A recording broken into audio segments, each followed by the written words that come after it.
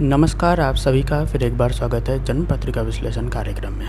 जैसे कि सभी जानते हैं, आज अमित जैन जी की जन्म पत्रिका का विश्लेषण चल रहा है। उन्हीं की श्रृंखला को आगे बढ़ाते हुए आज चौथे भाग की बारी, क्योंकि पिछली बार तीसरे भाग की मौजूदगी थी। पहले भाग, द्वितीय भाग, तीसरे भाग, आज चतुर्थ भाग। चतुर्थ भाग में आज बात करेंगे अमित जैन की एक और प्रश्न के बारे में। उन्होंने जब प्रश्न पूछा था कि बाहर के लोग जो उन्हें देखते हैं, जिनके साथ वो बातचीत करते हैं, उनके दोस्त, उनके कलीग्स, उनसे बहुत ज़्यादा अच्छे तालमेल नहीं रखते, उनसे अच्छा बहुत ज़्यादा फ्रेंडली क्लोज रिलेशन रखना पसंद नहीं करते, और साथ ही साथ बदनामी भी मिलती है, बदनाम भी होते हैं। क्योंकि उनके प्रश्नों की तरफ आगे बढ़ेंगे, उनके पहले दर्शकों को एक बात बताना चाहेंगे कि उनकी पत्रिका जैसे सभी जान चुके हैं, मीन लग्न और धनु राशि। इन्हीं के आधार पर, इन्हीं लग्न पत्रिका के बेसिस पर ही उनके सभी प्रश्नों के उत्तर दे चुके हैं। क्योंकि आगे और भी विश्लेषण कार्यक्रम आ रहे हैं, अब जिन लोगों की पत्रिका मतलब जो लग्न पत्रिका पूरी तरह से कंप्लीट हो चुकी है, उनकी भी विश्लेषण आने वाली है आने वाले समय में। इसीलिए जो लोग जिस प्रकार से लिख करके देते हैं, चाहे वो गलती क्यों ना हो, स्पेलिंग मतलब खुद की date of birth, time, spelling, जो कुछ भी लिख कर देते, खुद के द्वारा खुद भी करेक्शन नहीं की हुई रहती, उसी तरह से हूबहू उसे वहाँ पे मतलब कार्यक्रम में दे दी जाती है, ताकि आने वाले टाइम में एक नाम वाले जैसे ही अगर दूसरे किसी विश्लेषण में आते हैं तो कहीं प्रॉब्लम नहीं होगी, कहीं कोई दिक्कत नहीं होगी खुद के वाले कार्यक्रम में पहचानने में। आज अमित जैन जी के प्रश्न लेंगे, चौथे भाग की बारी है, जहां उन्होंने बताया था कि उनके फ्रेंड्स उनसे अच्छा रिलेशन नहीं रखते और उनसे बदनामी भी मिलती है, कहीं ना कहीं मान सम्मान की हानि भी होती है। अमित जैन जी एक बात देख पाएंगे, जहां 5 लिखी हुई है, देखेंगे वहाँ राहु बैठे हुए हैं। जहाँ 5 लिखी हुई है वहाँ पे राहु बैठे हुए हैं। सूर्य का भाव है, वहाँ पे राहु बैठे हुए हैं। यह मित्र कॉम्बिनेशन बिल्कुल भी नहीं है। और जहाँ 10 लिखी हुई है वो एकादश भाव है। वहाँ एकादश भाव में देख पाएंगे कि जहाँ बुध देख रहे हैं, बुध शनि के घर को देख रहे हैं और महादशा शनि की चल रही है। तो बुध जब शनि के भाव को देख रहे हैं, मित्र कॉम्बिनेशन है, वहाँ कहीं कोई प्रॉब्लम नहीं है। पर शनि जो है राहु से पीड़ित है, शनि जो है राहु से पीड़ित है, राहु की दृष्टि उनके ऊपर, और राहु जो है सूर्य के भाव में बैठे हुए हैं। क्योंकि राहु और सूर्य अपने आप में शत्रुवत रिलेशन रखते हैं, उनका संबंध है शत्रुवत संबंध, एक दूसरे को पसंद नहीं करते। क्योंकि सूर्य की वजह से ही राहु का सर धड़ से अलग हो गया था। इसी वजह से सूर्य के भाव में राहु बैठे हुए, और जो उपायों की सूची है वहाँ पर भी राहु और सूर्य की जो प्रॉब्लम है, जहाँ 5 लिखी हुई है, प्रॉब्लम को कैसे दूर करेंगे उनका भी उपाय पहले से ही मौजूद है। आप उसे देख सकेंगे। ये वाला जो उपाय है वो कहाँ पे उपयोग होगी, उसका प्रयोग कहाँ पर होगा, कहाँ पर उसे अप्लाई कर पाएंगे, ये आप चौथे भाग के विश्लेषण के बाद जान सकेंगे। लोगों के वैल्यू ना देने का एक और कारण है शनि और चंद्र की युति। जहाँ 9 लिखी हुई है वो हमारा 10वां भाव है। 10वां भाव में शनि और चंद्र की युति, शनि और चंद्र की युति की वजह से लोग हमें वैल्यू नहीं दे रहे। अभी शनि की माता से चल रही है, अभी और प्रॉब्लम होगी। क्यों? क्योंकि शनि के साथ ही चंद्र बैठे हुए एक ही भाव में। जब शनि की माता से चलेंगे, पहले उन्हीं लोगों को पकड़ेंगे जो आसपास उनके साथ बैठे हुए हैं। इसी वजह से जब शनि और चंद्र की युति बैठी हुई है, लोग और ज़्यादा आपको प्रॉब्लम क्रिएट करेंगे। पर एक और बात 2040 तक की, उसके बाद जब बुध की महादशा शुरू होंगी, तब परिस्थिति थोड़ी बहुत ठीक हो जाएंगी। उतनी ख़राब परिस्थिति नहीं रहेंगी जितनी शनि की महादशा में। क्योंकि शनि की महादशा चल रही है, वो बात तब तक ही ठीक है जब तक राहु ठीक रहे। क्योंकि राहु की परिस्थिति भी ठीक ठाक नहीं है। तो षष्ठम भाव में बैठे हुए, पर सूर्य के घर में बैठे हुए, गुरु के घर को देख रहे, शनि के घर को देख रहे और मंगल के घर को देख रहे। जहाँ जहाँ उनकी दृष्टि पड़ रही है, द्वादश भाव को छोड़ करके, जहाँ ऊपर में 11 लिखी हुई है, द्वादश भाव को छोड़ करके बाकी जगहों को देखेंगे जहाँ मंगल का भाव है, गुरु का भाव है, सूर्य का भाव है, जितने भी सकारात्मक भाव है वहाँ पर ही राहु की दृष्टि पड़ रही है। इसी वजह से अब शनि की महादशा चल रही है। जितने भी नकारात्मकता है अभी सब सजग हो जाएंगे, अभी सब जागरूक हो जाएंगे। तो जो शनि की महादशा शुरू हुई है तो नकारात्मकता हावी होने वाली है। सारे नकारात्मकता जो पहले से ही मौजूद थे अभी और ज़्यादा प्रबल हो जाएंगे, उन्हें ताकत मिल जाएगी और थोड़ी सी। तो इसी वजह से लोग जब आपको देखेंगे तो उन्हें देख के आपको थोड़ा इरिटेशन सा लगेगा। इसी वजह से लोग आपको थोड़ा हेट करेंगे। अभी शनि की महादशा भी चलेंगी, द्वादश भाव पर केतु के ऊपर शनि की दृष्टि, चतुर्थ भाव पर, सप्तम भाव पर। और रही बात पूजा पाठ की, तो गुरु और राहु की जो आमने सामने दृष्टि होती है, इसी वजह से कहीं ना कहीं पूजा पाठ को भी प्रभावित करेंगे। आपको पूजा पाठ में उतना भी मन अभी नहीं लगेगा, क्योंकि राहु भी नकारात्मक है, शनि भी नकारात्मक है, और आसपास ही सब वहीं पे दसम भाव में ही बैठे हुए हैं। और एक और बात जो अपने भाग 3 में बताई थी कि भाग्य के बारे में, क्योंकि वहाँ संभव नहीं हो पाई थी प्रश्नों के उत्तर देने में। अब चौथे भाग में इन प्रश्नों के उत्तर को देना शुरू करेंगे, जो कि नवम भाव। जब आपने बताया था कि भाग्य की भूमिका क्या है, देखा जाए तो आपको साथ साथ दर्शकों को भी बताना चाहेंगे कि पत्रिका में भाग्य भाव जो है सबसे ज़्यादा महत्वपूर्ण है, कि हम कितना दूर तक आगे बढ़ पाएंगे। ऑब्स्टेकल्स अगर आती रहेंगी, अब एक बात देखेंगे, अष्टम भाव के बगल में नवम भाव आता है, अष्टम भाव के बाद ही नवम भाव आते हैं। तो अष्टम भाव हमारा क्या ऑब्स्टेकल्स है, बाधाएं है, और नवम भाव क्या है, हमारा बाधाओं को दूर करना है, हमारा धर्म का भाव है, भाग्य का भाव है। तो भाग्य साथ देना इसीलिए इम्पॉर्टेंट है, क्योंकि भाग्य अगर साथ नहीं देंगे तो आसपास जितने भी ग्रह बैठे हुए हो तो प्रभाव देंगे ही देंगे, पर हम उतना आगे तक बढ़ नहीं पाएंगे अगर हमारा भाग्य हमें पीछे खींचता रहेगा। इसी वजह से भाग्य भाव बहुत ज़्यादा इम्पॉर्टेंट होता है। लोगों को देखे होंगे सीधे तौर पर बोल देते हैं कि हमारे भाग्य में नहीं है तो ऐसा नहीं हो रहा है। सिर्फ भाग्य को देखने से नहीं होगा, भाग्य मतलब नवम भाव, सब अगर नवम भाव में मौजूद होगा तो बाकी ग्रह भी तो मौजूद है, बाकी भाव भी तो मौजूद है।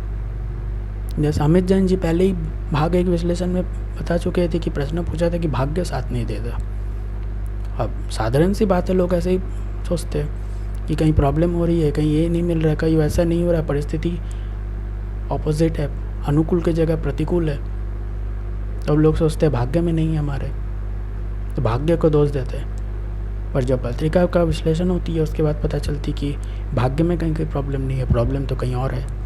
हाँ, कई बार ऐसे भी होते हैं, पुराने विश्लेषणों में देख पाएंगे भाग्य भाव में प्रॉब्लम होती है, भाग्य सचमुच प्रॉब्लम क्रिएट करते हैं, बाकी ग्रह ठीक होने के बाद भी, बाकी अच्छी युतियाँ रहने के बाद भी भाग्य की वजह से काम अटकते हैं। ये बात तो 100% सही है,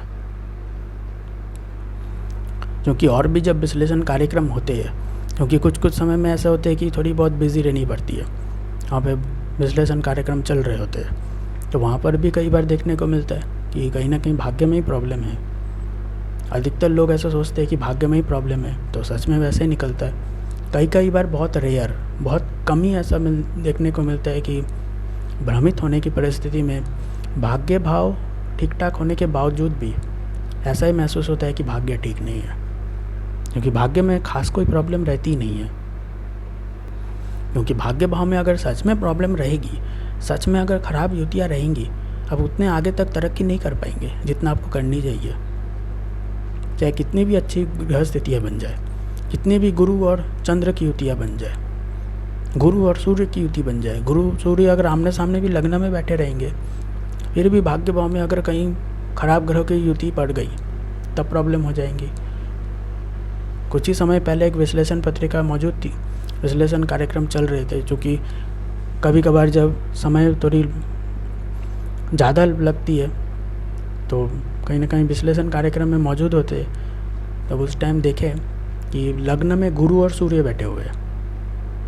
ऐसे दूसरे पत्रिका मौजूद होती है जहाँ देखे है कि लग्न में गुरु और सूर्य बैठे हुए हैं, पंचम भाव में राहु बैठे हुए हैं। ध्यान दीजिए इस बात पर, क्योंकि इस पत्रिका की बात नहीं हो रही है, जहाँ विश्लेषण कार्यक्रम में दूसरे लोगों की पत्रिका, क्योंकि वहाँ एक जन के पत्रिका विश्लेषण को तैयार करना और देना संभव नहीं होता, क्योंकि ऑफलाइन पत्रिका विश्लेषण होती है, उनके प्रश्न ज़्यादा रहते हैं, उनके समय भी निर्धारित किए हुए रहते, टाइम दिए हुए रहते, तो लिमिटेड टाइम में वे लोग आते हैं। तो एक साथ इतने सारे लोगों को विश्लेषण के बारे में बता पाना थोड़ा पॉसिबल मुश्किल हो जाता है। विशेषकर यहाँ पे यूट्यूब के दर्शकों को।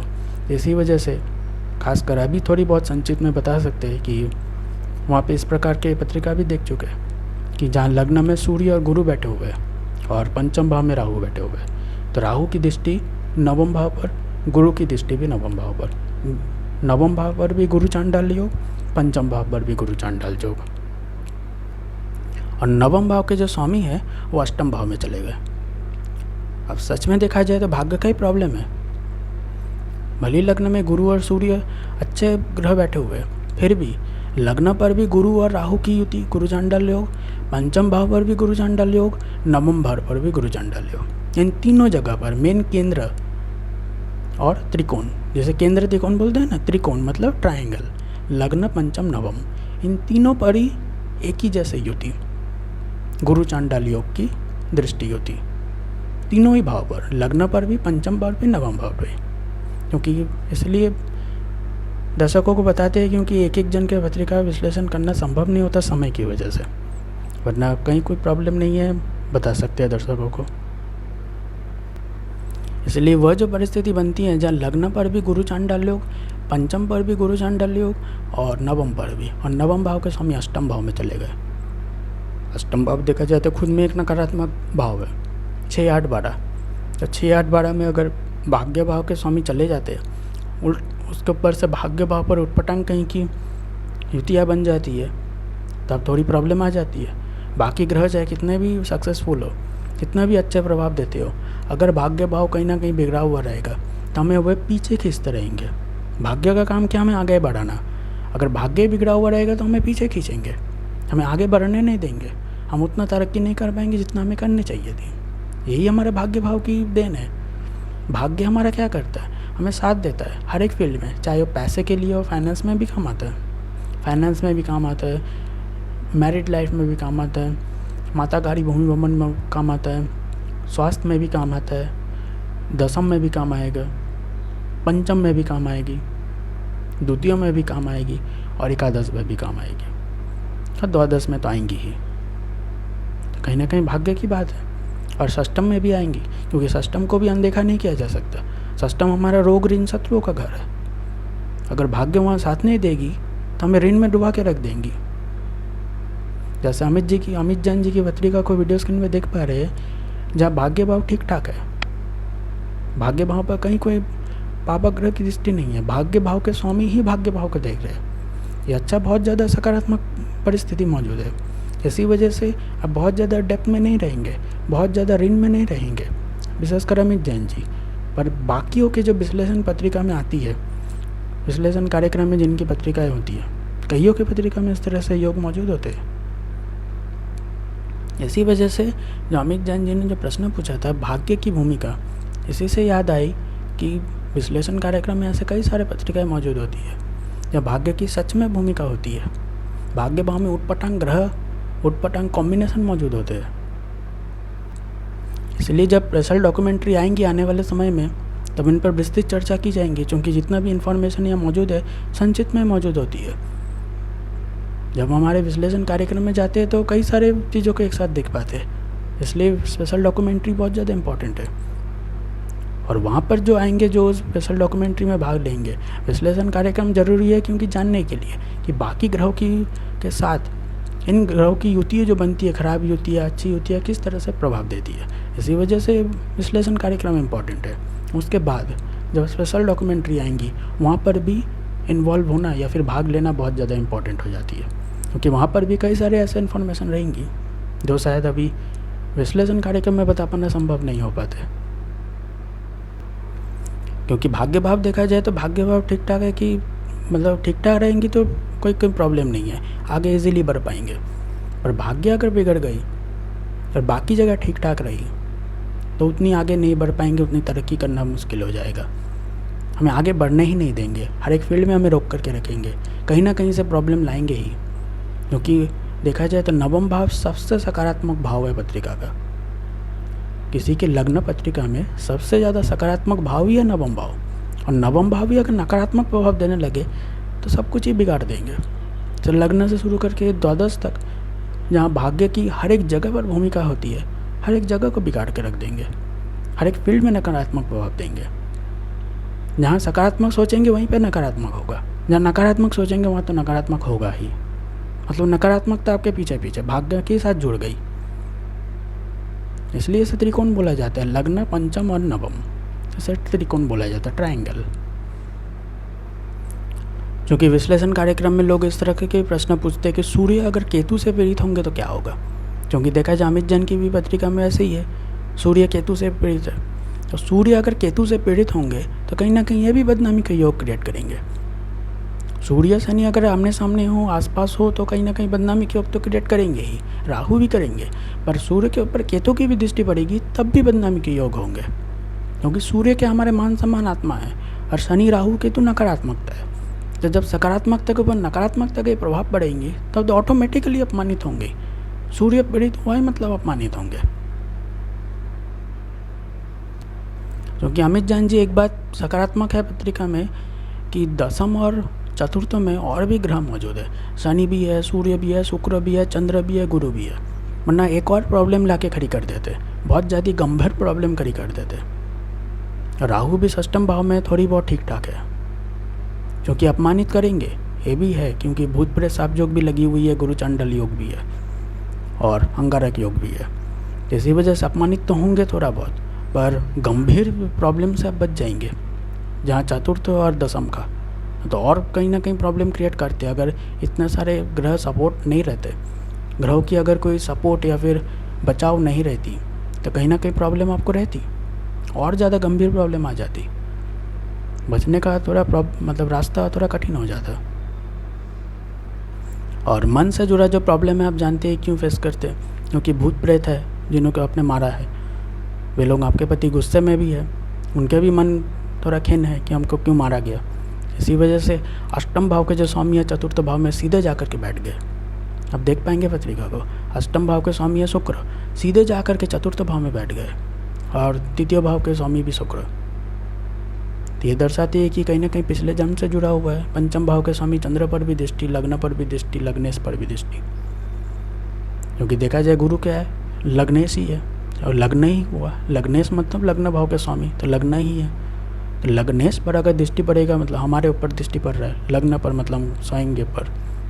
तो अष्टम भाव के स्वामी अगर सीधे तौर पर चतुर्थ भाव में डायरेक्ट पहुंच जाए तो कहीं ना कहीं देख सकेंगे कि ये सब वही एक ही तरह इशारा करती है। जितने भी भूत प्रेत है वो कहीं ना कहीं आपके ऊपर हावी हो रहे हैं, पहले भी थे, बीच में गुरु की वजह से कम हो गई थी, शनि की वजह से फिर से प्रबल हो गई। पर अब जब 2040 के बाद शनि की महादशा छूटेंगी, जितने भी नकारात्मक भूत प्रेत है थोड़ी बहुत कम हो जाएंगे, उनकी प्रभाव, उनके आपके ऊपर जो गुस्सा थोड़ी बहुत कम पड़ जाएंगे जब बुध की महादशा शुरू होंगी तब। क्योंकि पत्रिका को अगर ठीक से देख पाएंगे, लग्न पत्रिका को देखेंगे, मंगल अपने भाव में बैठे हुए, चंद्र के घर में बुध बैठे हुए हैं। प्रॉब्लम है जहाँ पे सूर्य के घर में राहु बैठे हुए हैं, बस एक ही प्रॉब्लम है, ज़्यादा बहुत ज़्यादा कहीं प्रॉब्लम नहीं। क्योंकि शनि जो है गुरु के भाव में बैठे हुए हैं, शनि गुरु को सम मानते, शत्रुता भी नहीं रखते, मित्रता भी नहीं रखते, क्योंकि सम है, ठीक ठाक है। और जहाँ पे उनकी दृष्टियाँ पड़ रही है, एक तो खुद के भाव में या फिर अपने मित्र बुध के घर में, बस उतने ही प्रॉब्लम आपको क्रिएट करेंगे। कहीं ना कहीं बच गए थोड़ी बहुत, क्योंकि बच्चे थे, बहुत ज़्यादा जानते नहीं थे आपके बारे में, इसलिए आप बच गए, वरना और ज़्यादा प्रॉब्लम आ जाती। सारे के सारे देखा जाए तो मित्र ही, सूर्य भी बुध के भाव में बैठे हुए वो भी मित्र, शुक्र भी बुध के भाव में बैठे हुए वो भी मित्र, बुध चंद्र के भाव में बैठे हुए थोड़ी बहुत कम ज़्यादा, केतु शनि के भाव में बैठे हुए वो भी मित्र, देख रहे हैं बुध के घर को वो भी मित्र। षष्टम भाव थोड़ी बहुत प्रॉब्लमेटिक, और अष्टम अपने मित्र को देख रहे हैं। क्योंकि देखा जाए तो थोड़ी बहुत ठीक ठाक है, कहीं कोई दिक्कत नहीं है कि प्रॉब्लम आ रही है भूत प्रेत साप योग, अंगारक योग और गुरु चांडाल योग। इन्हीं की वजह से सबसे ज़्यादा पत्रिका प्रभावित होती है, इन्हीं की वजह से सबसे ज़्यादा प्रॉब्लम रहती है। वरना भाग्य भाव में भी खास कोई दिक्कत नहीं है। क्योंकि देखा जाए दूसरे पत्रिकाओं में जहाँ भाग्य भाव पर ही प्रॉब्लम रहती है, इस पत्रिका में भाग्य पर कहीं कोई खास प्रॉब्लम नहीं है। दसम और चतुर्थ इन दोनों की वजह से ही हर जगह से प्रॉब्लम आ रही है, क्योंकि सारे के सारे ग्रह इकट्ठे दसम भाव और चतुर्थ भाव में ही मौजूद है। पर एक और बात अमित जैन जी जान पाएंगे, जब बुध की महादशा चलेंगी तब भी नकारात्मकता रहेंगी। क्यों? क्योंकि जब बुध की महादशा चलेंगी, शुक्र बुध के भाव में बैठे हुए हैं और शुक्र अष्टमेश भी है, तब भी नकारात्मकता रहेंगी। क्योंकि बुरी तरह से जब तक निवारण नहीं होंगी राहु और शनि की, और राहु और गुरु की, और चंद्र भी पूरी तरह से पीड़ित है बीच में, राहु और शनि से भूत प्रेत साप योग, क्योंकि गुरु भी है बचाने के लिए, पर देखा जाए तो गुरु भी पीड़ित है राहु और शनि से। इसी वजह से थोड़ी बहुत नकारात्मकता तब भी रहेंगी जब तक आप इस सब का निवारण नहीं करेंगे, क्योंकि इसलिए उपायों की सूची पूरी तरह से बनाई हुई है। क्योंकि जब विश्लेषण आएंगी इन सभी के बारे में आप जान पाएंगे कहाँ कहाँ इसका उपयोग करना है।